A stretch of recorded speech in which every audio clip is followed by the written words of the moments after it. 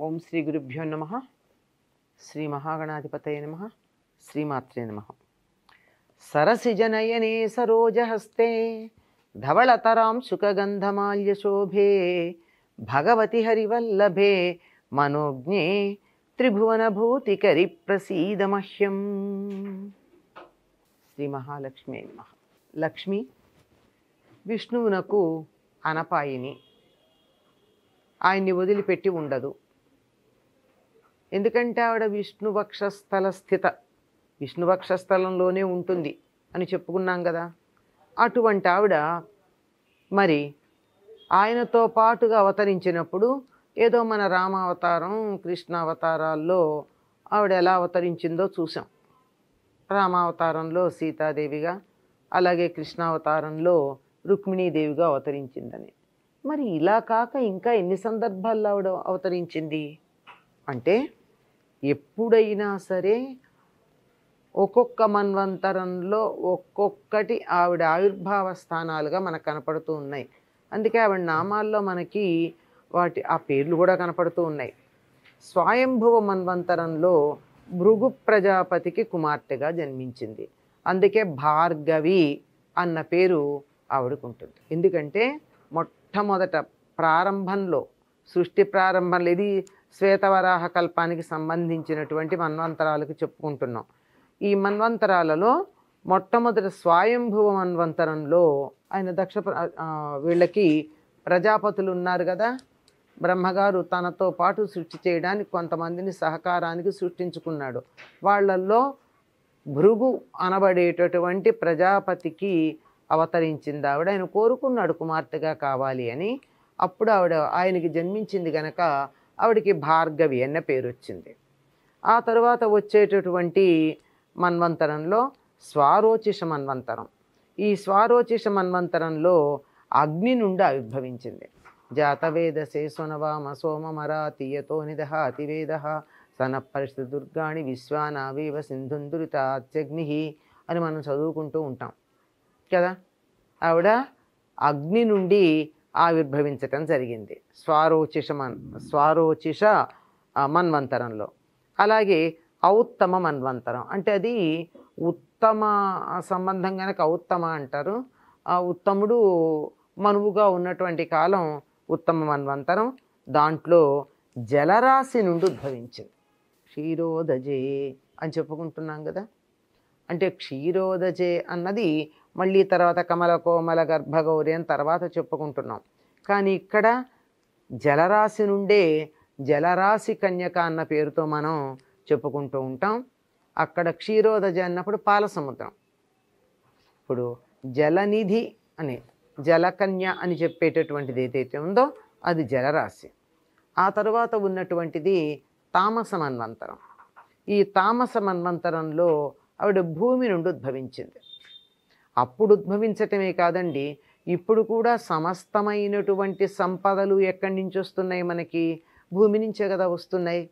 మీకు లోహాలు కావాలంటే భూమి నుంచే, ఔషధులు కావాలంటే భూమి నుంచే, ఇంకేది కావాలన్నా భూమి నుంచి కాక అంతరిక్షం నుంచి అలా ఊడిపడేవి ఏమన్నా ఉన్నాయా? ఏమీ లేవు. సమస్తం భూమి నుంచే వస్తున్నాయి. సమస్త సంపదలు భూమి నుంచే వస్తున్నాయి. అందుకే భూమికి వసుంధర అనేటటువంటి పేరు కూడా ఉంది. అంటే సంపదలన్నింటినీ కూడా ధరించింది అనేటటువంటి అర్థంలో. ఇది తామస మన్వంతరంలో జరిగినటువంటి ఘట్టం. ఆ తర్వాత రైవత మన్వంతరంలో మారేడు వృక్షం నుంచి ఆవిర్భవించింది. అందుకే మారేడుని లక్ష్మీ స్థానంగాను, మారేడు ఫలాన్ని స్త్రీ ఫలంగాను భావిస్తూ ఉంటాం. మారేడు చెట్టుని పూజిస్తాం. అది చాలా శుభప్రదమైనదిగా భావిస్తాం. ఎందుకంటే లక్ష్మికి ఆవిర్భావ స్థానం. బిల్వప్రియ మొదలైనటువంటి నామాలు ఉన్నాయి ఆవిడికి. బిల్వం అంటే మారేడే. అక్కడే ఆ చెట్టు నుంచే ఉద్భవించిందట రైవత మన్వంతరంలో.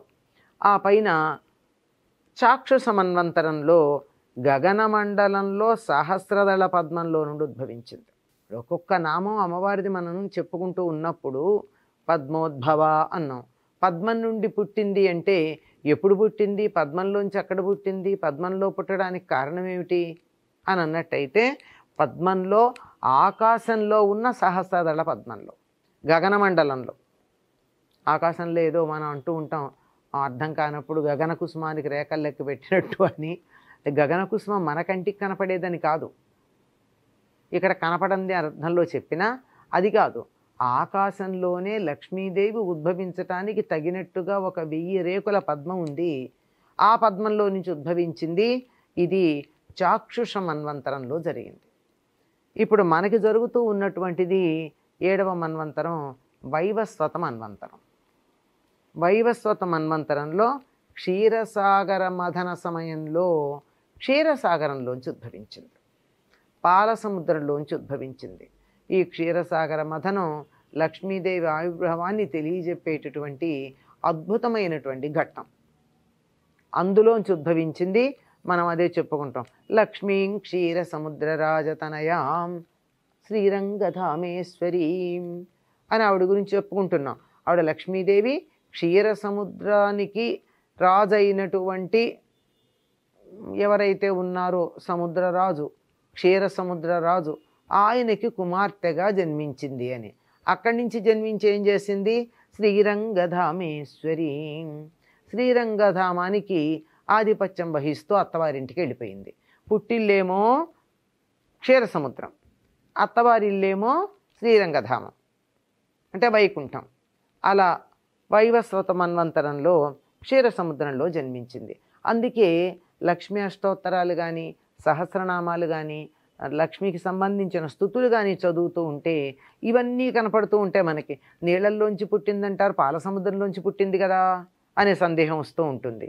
అలా కదా జాతవేద అగ్ని నుండి పుట్టిందంటారు ఏమిటి, అమ్మవారు పాల సముద్రంలోంచి పుట్టింది కదా, అదేమిటి భార్గవన్న పేరు ఎందుకు వచ్చింది, శుక్రాచార్యుడికి వీడికి ఏమైనా సంబంధం ఉందా, ఇట్లాంటి అనుమానాలు చాలా వస్తూ ఉంటాయి.